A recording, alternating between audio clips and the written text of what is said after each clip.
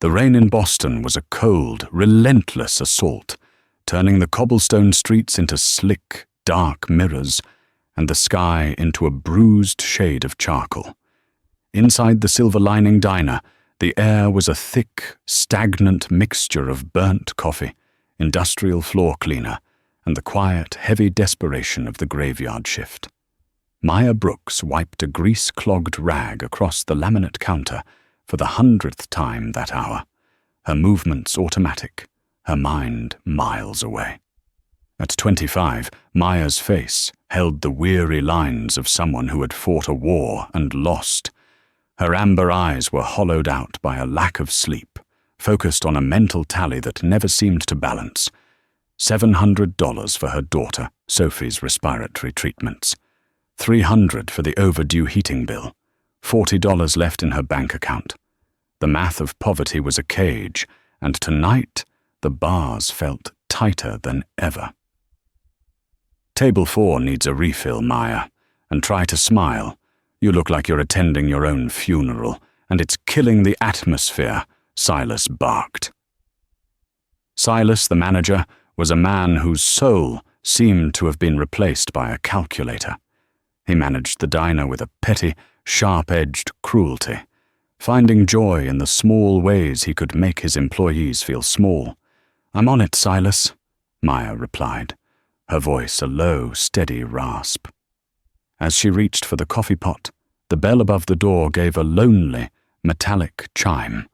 A gust of freezing wind swept in, carrying a figure that seemed more shadow than human. The woman was hunched over, leaning heavily on a gnarled wooden cane. She wore an oversized, stained trench coat that looked like it had been pulled from a dumpster, and a frayed wool cap was tugged low over her eyes. Her boots were held together by duct tape, squeaking wetly with every step. The diner fell into a judgmental silence. The few patrons, a tired trucker and a pair of night-shift nurses, stiffened. Silas's eyes narrowed instantly into slits of pure disgust. "Whoa, whoa, hold it right there, Grandma," Silas shouted, stepping out from behind the register. "This isn't a shelter. Restrooms are for paying customers only, and we don't do handouts." The old woman didn't flinch. She looked up, and for a fleeting second, Maya saw something that made her breath hitch. Beneath the grime and the exhaustion, the woman's eyes were a piercing, crystalline blue, sharp, intelligent, and oddly calm, like a hawk watching a storm. "I intend to pay," the woman rasped, her voice sounding like dry parchment rubbing together. She reached into her pocket with a trembling hand and counted out a handful of pennies and 2 crumpled $1 bills. "Just a coffee. Maybe a bowl of the day's soup." Silas let out a harsh, jagged laugh. $3. Coffee is $2.50. Soup is $5. You're short, Pops. Now get out before I call the cops for loitering." Maya felt a familiar heat rising in her chest. It was the same fire that kept her going when the world told her to give up. She stepped between Silas and the old woman, her posture rigid. "She's a guest, Silas," Maya said, her voice dropping into a protective steel. "She's a vagrant, Maya, and she's scaring the paying customers." "I'll pay for her soup. Put it on my tab," Maya countered. Silas smirked, a cruel, oily expression. "Your tab? You're already 2 days' wages behind because of those broken plates last week. Fine. But she sits in the back, in the corner. If she smells up the place or starts talking to herself, you're the one who cleans it up. 1 strike, Brooks." Maya didn't answer. She gently took the old woman's arm. The woman felt as light as a bird, her bones fragile beneath the heavy coat. Maya led her to the most secluded booth, right next to the radiator that hummed and rattled. "Don't mind him," Maya whispered, offering a small, genuine smile. "His heart is 3 sizes too small. I'm Maya. Let me get you something hot." The old woman sat down, her movements stiff. She watched Maya with an intensity that was almost unsettling. Why would you do that, Maya? You're exhausted. You're worried about money. I can see the way you look at the clock. Why waste your kindness on someone who can't give you anything in return? Maya paused, a coffee pot in her hand. She looked out at the rain-slicked street. My mother used to say that kindness isn't an investment, it's a debt we pay to the world for being alive. Besides, Maya added with a wink, I know what it's like when people look at you and only see a problem to be solved. Maya didn't just bring her coffee. She brought a bowl of thick beef stew, 2 rolls of warm bread, and a slice of apple pie she had paid for with the few dollars she had made in tips that night. She watched the woman eat, not with the desperation of a starving person, but with a slow, deliberate dignity. What Maya didn't know, what nobody in that grease-stained diner could have guessed, was that the woman sitting in the back booth was Evelyn Vance. 3 days ago, Evelyn had sat in a boardroom in a skyscraper of glass and steel, looking at a balance sheet that placed her net worth at $6.4 billion. She was the iron matriarch of Vance Global, a woman who had built an empire by outthinking every rival. But the iron matriarch was failing. A silent, aggressive cancer was hollowed her out. When she had told her children, Victor and Juliana, about her diagnosis, they hadn't wept. They had started discussing liquidity and succession plans while she was still in the room. They had even contacted a psychiatrist to discuss declaring her mentally incompetent so they could seize control before she had a chance to donate her fortune to charity. Betrayed by her own blood, Evelyn had decided to go on a pilgrimage. She wanted to know if the world she had built was entirely populated by monsters. She had spent the last 48 hours in disguise, visiting her own hotels, her own restaurants, and her own charities. Everywhere she went, she was met with disgust, indifference, or cruelty, until she met Maya. "You have a daughter," Evelyn said suddenly, looking at a small, worn photograph tucked into the plastic sleeve of Maya's server book. Maya's expression softened. "Sophie. She's 5. She's the reason the sun rises every morning. She looks like you, but there's a shadow in her eyes." Maya sighed, leaning against the counter as the diner fell into a lull. "She has a respiratory condition. She needs a specialist that costs more than I make in a year. I work 3 jobs and I'm still losing ground. Sometimes I feel like I'm running up a sand dune, and the sand is just swallowing me whole." "And yet you fed me," Evelyn murmured. "Because soup won't fix Sophie, but it will fix you tonight," Maya replied simply. When the clock struck 4:06 a.m., the rain finally began to taper off. Evelyn stood up, her joints popping. She reached into the pocket of her tattered coat and pulled out a single, crumpled $5 bill. She laid it on the laminate table.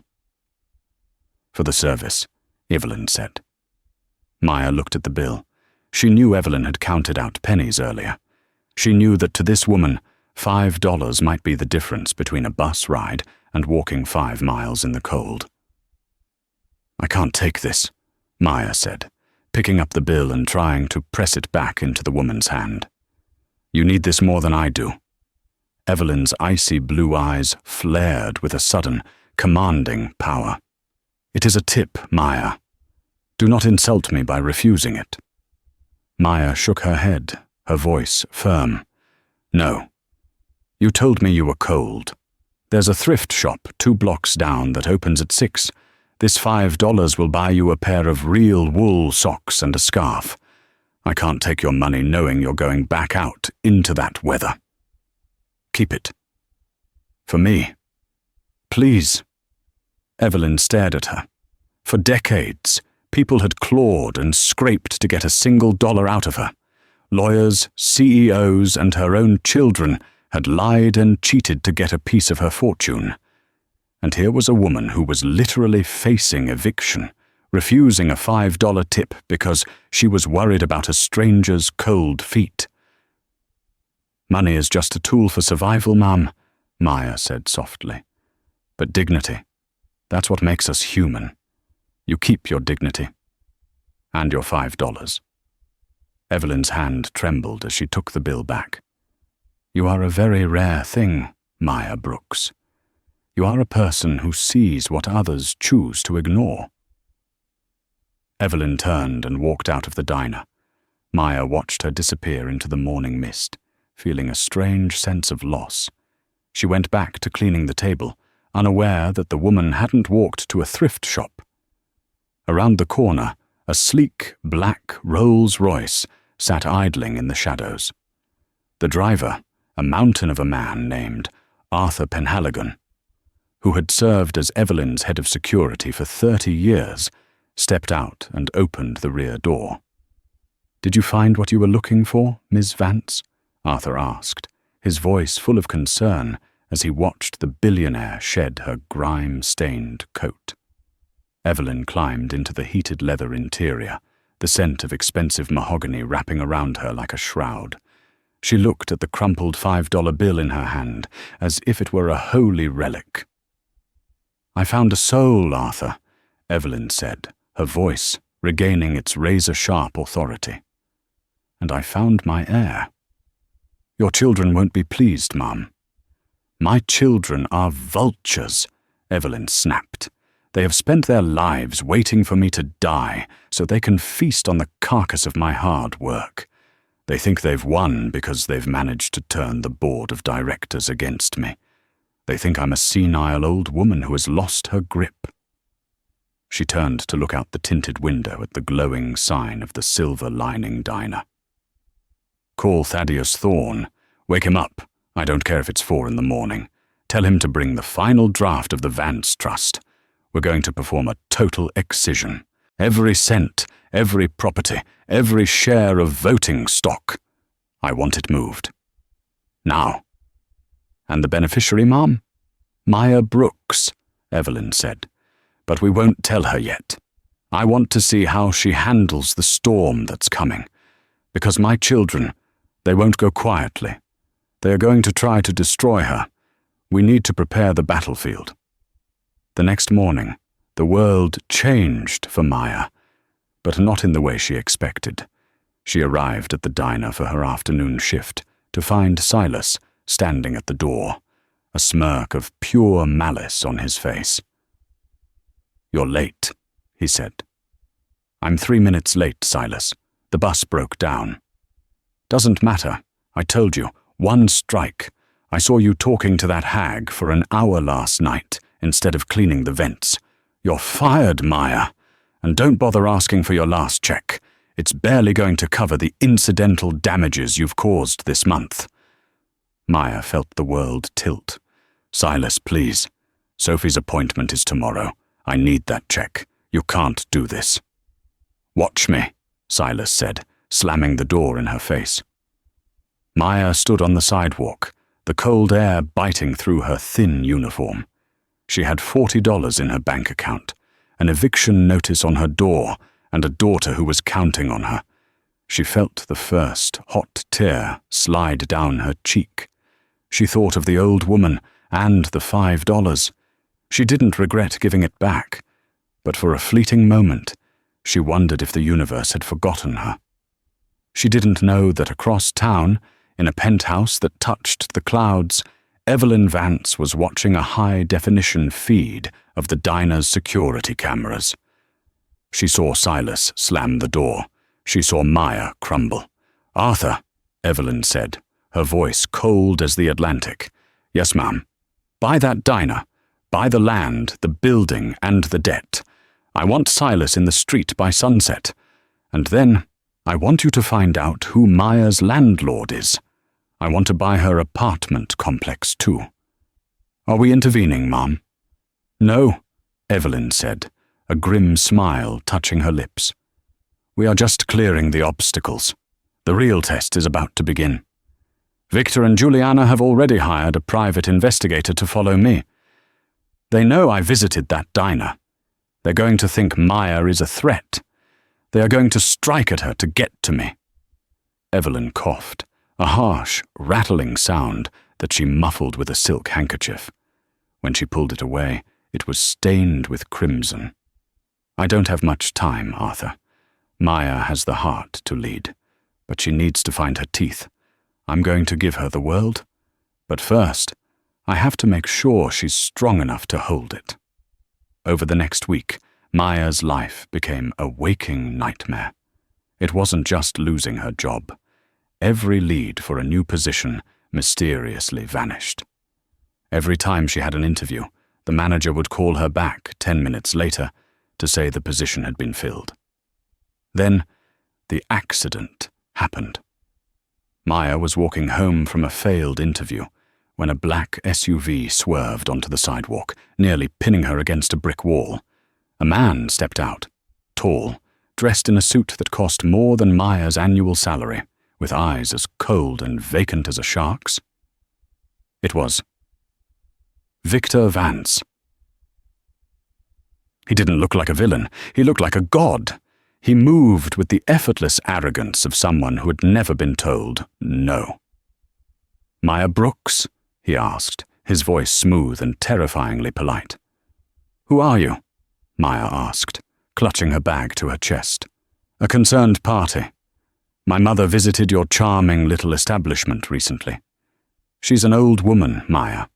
She's confused. She's prone to making impulsive decisions.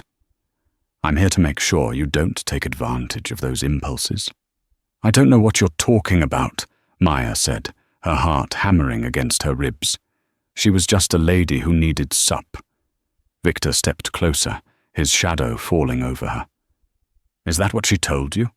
Or did she tell you that she's worth billions? Did she promise you a way out of your miserable little life? Because let me be clear, whatever she promised you, it's mine. Everything she has is mine, by right of blood. If you try to crawl into her will, if you even speak to her again, I will make sure you and your little girl disappear so thoroughly that not even the dirt will remember you." He reached into his pocket and pulled out a stack of $100 bills, tossing them at her feet. "Take this. It's $10,000. Consider it a severance for your services to the Vance family. Take it, move to another state, and forget my mother ever existed." Maya looked at the money scattered on the dirty pavement. $10,000. It was the surgery for Sophie. It was the rent. It was a new life. All she had to do was take it and run.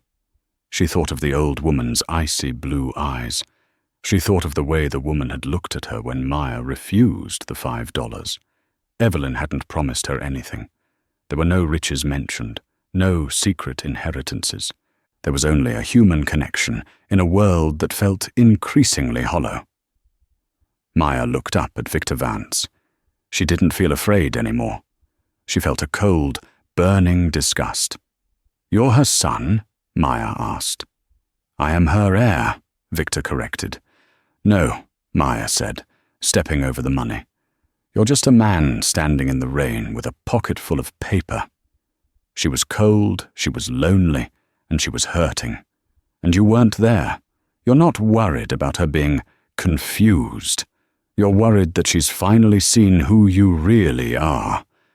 Maya walked past him, her head held high. "You'll regret that, Waitress," Victor screamed after her, his composure shattering. "I'll destroy you. I'll take everything." Maya didn't look back. She went home to her small, cramped apartment and hugged Sophie. She told her daughter that everything was going to be okay, even though she didn't know how. 2 days later, Evelyn Vance died. The news hit the headlines like a tidal wave. The Iron Matriarch is dead. The stock market dipped. The Vance Tower was draped in black. Victor and Juliana held a press conference, weeping crocodile tears for the cameras, while their lawyers worked behind the scenes to lock down the estate. Maya saw the news on a television in a laundromat. She sat on a plastic chair, staring at the photo of the powerful woman in the suit. It was her. The eyes were the same. The Addie she had fed was Evelyn Vance. Maya felt a pang of genuine grief, not for the billionaire, but for the lonely woman who had sat in her booth and told her that her daughter was the sun. That afternoon, a knock came at Maya's door. She expected the landlord with the final eviction papers. Instead, she found a man in a charcoal suit holding a leather briefcase. Behind him stood Arthur. "Miss Brooks?" the man asked. "My name is Thaddeus Thorne. I was the personal attorney to Evelyn Vance. I believe we have some matters of extreme urgency to discuss." I told her son I didn't want his money," Maya said, her voice trembling. "We aren't here about Victor's money, Miss Brooks," Thaddeus said, stepping into the small apartment and looking around at the cracked walls. "We are here about your money, and your company, and your new life." He opened the briefcase and pulled out a document embossed with a gold seal. Evelyn Vance rewritten her will 4 days ago. She didn't just leave you a gift, Maya. She left you the keys to the kingdom. You are now the majority shareholder of Vance Global. You own the houses, the planes, the patents, and the legacy. You are, as of this moment, one of the 10 wealthiest women on the planet. Maya sat down on the edge of her sagging sofa, the world spinning. Why? Why would she do this? She didn't even know me. "She knew you better than anyone, Maya," Arthur said, speaking for the first time. "She spent her whole life surrounded by people who wanted her for her money. You were the only one who wanted her to have warm socks. She didn't give you this because she was being kind. She gave you this because she knew you would be the only one who wouldn't let the power turn you into a monster." Thaddeus Thorne cleared his throat. "However, there is a condition. A trial by fire clause, as Evelyn called it. Victor and Juliana have already filed a lawsuit to contest the will. They have hired the most ruthless fixers in the country to dig up dirt on you. They are going to attack your character, your past, and your fitness as a mother. They want to prove you used undue influence to trick a dying woman." Maya looked at Sophie, who was playing quietly in the corner. "If I accept this, they'll come for her, won't they?" Maya asked. "They already are," Thaddeus said. "But you have something they don't. You have the truth, and you have the resources of Vance Global behind you. Evelyn didn't just leave you the money. She left you a war chest. She left you a team of people who are loyal to her memory. The question is, Maya, are you ready to fight? Because if you walk away, Victor and Juliana will dismantle everything their mother built. They'll fire thousands of people and bleed the world dry." Maya stood up. She looked at the photograph of Sophie. She thought of the $5 bill. She thought of the thousands of waitresses out there who had no one to stand up for them. "What's the first step?" Maya asked, her voice no longer a whisper. Thaddeus Thorne smiled. "The first step is a press conference. Victor and Juliana have called one for tomorrow morning at Vance Tower to announce their victory over the fraudulent will. I think it's time they met the new owner." The next morning, the grand lobby of Vance Tower was packed with reporters. Victor and Juliana stood on a raised platform, looking like royalty. "Our mother was a great woman," Juliana said into the microphones, dabbing at her dry eyes. "But in her final nung nagai, she was targeted by a predatory individual. A woman who used her position as a waitress to manipulate a confused, dying elderly lady. We are here today to announce that justice will be served and the Vance legacy will remain in the hands of those who truly love it." "Actually," A voice rang out from the back of the room. The sea of reporters parted. Maya Brooks walked down the center aisle. She wasn't wearing a uniform. She was wearing a tailored black suit that fit her like armor. Her hair was pulled back, her amber eyes burning with a light that made the cameras flash frantically. Behind her walked Thaddeus Thorne and a phalanx of security guards led by Arthur. Victor's face turned a sickly shade of purple. "You! How dare you show your face here? Security, remove this woman." "The security works for me now, Victor," Maya said, her voice amplified by the microphones. She stepped onto the platform, standing toe-to-toe with the man who had tossed money at her feet in the rain. She reached into her pocket and pulled out a small, crumpled piece of paper. She laid it on the podium in front of the world's media. It was a $5 bill. "Your mother didn't give me this because she was confused," Maya said, her voice echoing through the marble hall. "She gave it to me to see if I would take it. And I didn't. I told her to buy socks. I told her she had dignity. You, on the other hand, tried to buy my silence for $10,000. You didn't even ask if she was okay. You didn't even ask what her last words were." Maya turned to the cameras. "My name is Maya Brooks. I am the CEO of Vance Global. And my first act of business is to inform Victor and Juliana Vance that they are officially trespassed from all Vance properties. Their credit cards have been cancelled. Their cars are being repossessed. And the Vance Foundation they were planning to use as a tax haven is being converted into a public trust for medical research." The room erupted into chaos. Victor lunged at her, but Arthur was there in an instant, pinning him back. "This isn't over," Victor screamed. "We'll ruin you. You're nothing but a waitress." Maya looked at him, and for the first time, she felt a wave of pity. "I was a waitress, Victor. And being a waitress taught me how to handle people like you. It taught me that the person who cleans the floor sees New Hon, the person sitting on the throne. Your mother knew that. That's why she chose me. And that's why you've already lost." As the police led Victor and Juliana out of the building, Maya stood at the podium. She felt the weight of the billions of dollars, the thousands of lives she was now responsible for.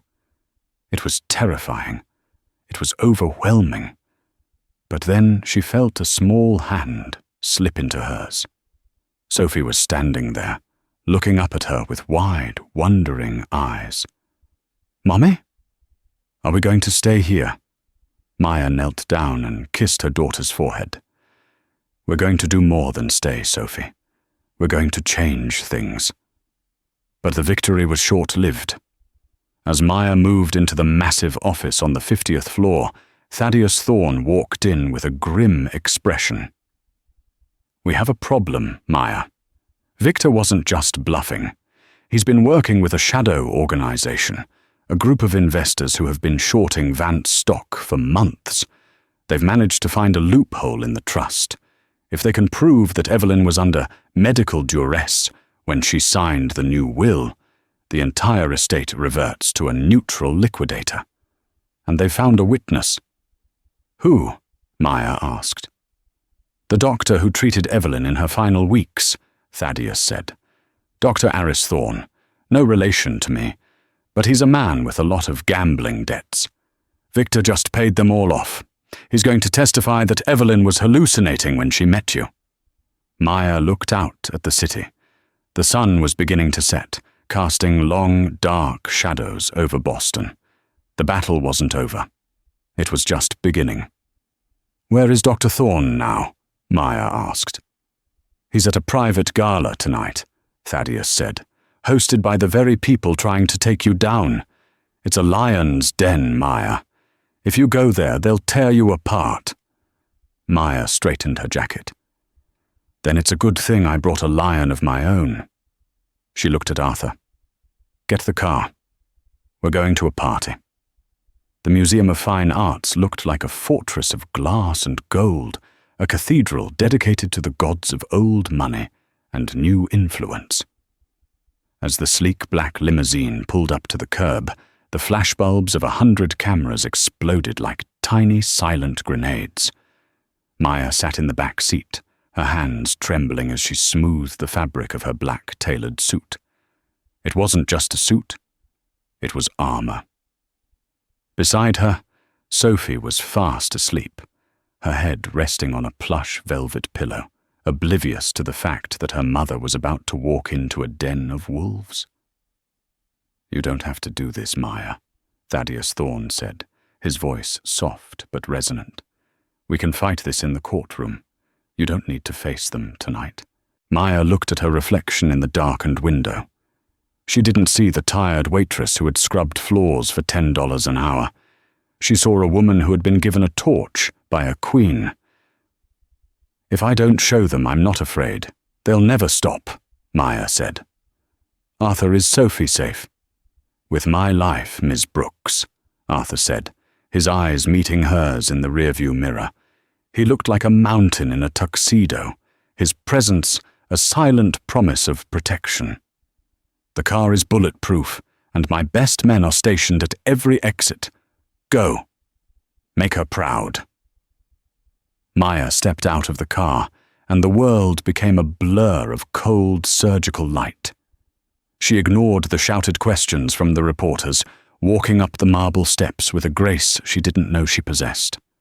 Inside the gala was a sea of silk, diamonds, and the sharp metallic scent of champagne. The whispers started the moment she entered. "Is that her? The waitress? The one who drugged Evelyn?" Maya kept her head high, her eyes scanning the room. She saw them near the grand staircase, Victor and Juliana. They were surrounded by the city's elite, laughing as if they had already won. And standing beside Victor, looking nervous and out of place, was a man with a manicured beard and gold-rimmed glasses. Dr. Oris Thorne. "He's the key," Thaddeus whispered in Maya's ear. "If we don't break him tonight, the testimony tomorrow will be the end of Vance Global as we know it." Maya took a deep breath. She didn't approach him like a CEO. Barr didn't approach him with a lawyer. She approached him like a waitress who had dealt with 1,000 difficult customers. She moved through the crowd, snagging a glass of water from a passing tray, and positioned herself near the balcony where the doctor had retreated for a moment of quiet. "It's a long walk from the hospital to a place like this, isn't it, Doctor?" Maya said, her voice calm and clear. Aris Thorne jumped, nearly dropping his champagne. He stared at Maya, his eyes darting toward Victor, who was busy talking to a senator. I have nothing to say to you, Miss Brooks." "I'm not here to talk, Aris. I'm here to offer you a tip," Maya said. The doctor's brow furrowed. "A tip? You think you can bribe me? Victor has already paid your gambling debts in Macau," Maya interrupted. "He's promised you a new clinic in Switzerland. He's told you that once I'm gone, you'll be the most respected surgeon in the country. But he didn't tell you the most important part, did he?" Aris paled. "What are you talking about?" "Evelyn knew," Maya said, stepping closer. "She wasn't confused, Aris. She was the Iron Matriarch. She knew you were stealing morphine from the oncology ward to fuel your habits. She knew Juliana was the one who helped you cover it up. She didn't fire you because she wanted to see if you'd find your way back to being a real doctor. She left a safe deposit box, Aris. Not for me. For the police. To be opened the moment you take that stand and lie. It was a bluff." Maya had no idea if such a box existed, but she knew Evelyn Vance. The woman who had spent a week in rags would never leave her empire to chance. Aris began to sweat, the expensive silk of his shirt clinging to his back. "You're lying. You're just a waitress from a diner." And you're a man who is about to trade his soul for a lie that won't even save him, Maya said. Look at Victor. Do you think he'll let you live once the estate is liquidated? You're a witness to his conspiracy, Aris. In his world, witnesses are liabilities. In my world, people get second chances. Before Aris could respond, Victor appeared. His face was a mask of cold fury. "Get away from him, you gutter trash," he hissed, stepping between Maya and the doctor. The room went silent. The elite of Boston turned to watch the spectacle. "Victor, you're making a scene," Juliana whispered, appearing at his side, her eyes darting nervously toward the cameras. "A scene? She's a criminal," Victor roared, his composure finally shattering. "She's a predator who stole our mother's legacy. Aris, tell her what you're going to tell the judge tomorrow. Tell her how my mother was screaming at shadows when she signed that paper." The doctor looked at Victor. He looked at the cameras. Then he looked at Maya. He saw the $5 bill she had tucked into the lapel of her suit, the small, crumpled symbol of a world that didn't care about price tags. I can't do this, Victor," Aris whispered. "What?" Victor froze. "I'm not testifying," Aris said, his voice gaining strength. "She's right. Your mother wasn't hallucinating. She was the sharpest person in the room until the very second her heart stopped. And I won't go to prison for you." Aris turned and walked out of the gala, leaving Victor and Juliana standing in the center of the room as the crowd began to murmur in shock. You think you've won?" Victor whispered, his face turning a dark, dangerous shade of purple. "You've just signed your death warrant, Waitress. You have no idea what I've done to keep this family on top." "I know exactly what you've done, Victor," Maya said, her voice ringing out across the hall. "And tomorrow, the whole world will know too."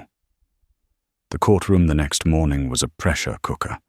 The air was thick with the scent of old paper and the heavy silence of the law. Victor and Juliana sat at the prosecution table, their new team of lawyers looking like sharks in grey pinstripes. "The prosecution calls Maya Brooks to the stand," the judge announced. Maya walked to the stand, her heart hammering against her ribs. She looked at Sophie, who was sitting in the front row with Arthur. The little girl gave her a small, shy wave. Victor's lawyer, a man named Sterling, who was known as the executioner of estates, stood up. He didn't ask questions. He threw accusations. "Ms. Brooks, isn't it true that you were facing eviction on the night you met Evelyn Vance?" "Yes," Maya said. "Isn't it true that you were desperate for money for your daughter's treatments?" "I was." "So, when an elderly woman wandered into your diner, you saw an opportunity. You fed her soup, you gave her a little kindness, and then you whispered in her ear. You told her her children hated her. You told her you were the only one who cared. You manipulated a dying woman's fear of loneliness to steal $6 billion. "No," Maya said, her voice steady despite the roar in her ears. "Then why did she do it? Why would a titan of industry leave everything to a woman she met in a diner for 2 hours? Give me one logical reason, Ms. Brooks." Maya reached into her pocket. She pulled out the $5 bill.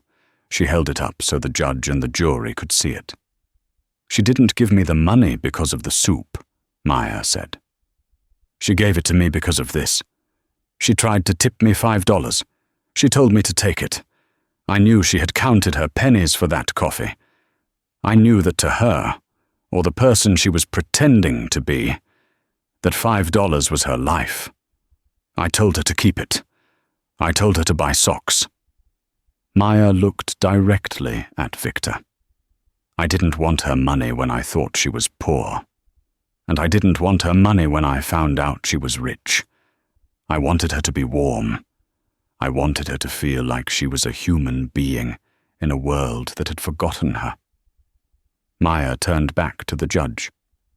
Evelyn Vance spent 40 years building a fortress of money, but she realized at the end that a fortress is just a cage if there's no heart inside. She didn't leave the company to me because I'm a waitress. She left it to me because I'm the only person she met in 48 hours who didn't look at her and see a bank account. The executioner opened his mouth to retort, but a sudden commotion at the back of the courtroom stopped him. The heavy oak doors swung open. 2 men in suits, carrying badges, walked down the aisle. "Victor Vance? Juliana Vance?" one of them said. Victor stood up, his face pale. "What is the meaning of this? We are in the middle of a trial." "We have a warrant for your arrest," the officer said. "Per the documents recovered from the safely deposit box of the late Evelyn Vance, you are being charged with corporate embezzlement, conspiracy to commit fraud, and the attempted poisoning of a federal witness," Juliana screamed. Victor tried to run for the side exit, but Arthur was already there, blocking the path with a grim smile. The courtroom exploded into chaos. Reporters scrambled for the doors, their phones held high. Amidst the madness, Maya sat on the stand, feeling a strange, quiet peace. The trial was over before it had even begun. 1 month later, the Silver Lining diner looked different. It wasn't greasy anymore. The laminate counters had been replaced with warm, polished wood. The air smelled of fresh baked bread and expensive coffee, but the prices on the menu hadn't changed. Maya sat in booth 6, the very booth where Evelyn had sat. She was wearing a simple sweater and jeans, watching as the lunch rush began. The door opened and a man walked in. He looked disheveled, his cheap suit wrinkled, and his face red with a mix of shame and desperation. It was Silas, the former manager. "Maya," he said, his voice cracking as he approached the counter. I heard you bought the building." "I did, Silas," Maya said, taking a sip of her coffee. "I haven't been able to find work. The news. Everyone knows I fired you. They think I'm a monster." "You weren't a monster, Silas. You were just a man who forgot that the people who work for you have lives too," Maya said. "I'm sorry. Please, I have a family. I'll do anything. I'll wash the floors. Just give me a chance." Maya looked at him for a long time.